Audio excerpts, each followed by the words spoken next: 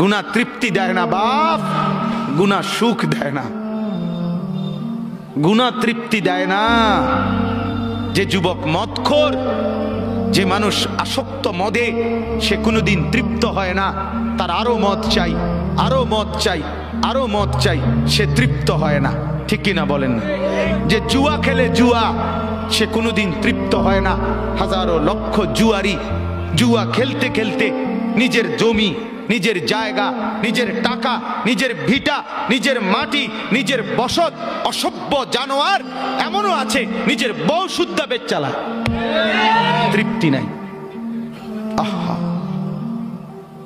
গুনাহ সুখ দেয় না, গুনাহ তৃপ্তি দেয় না।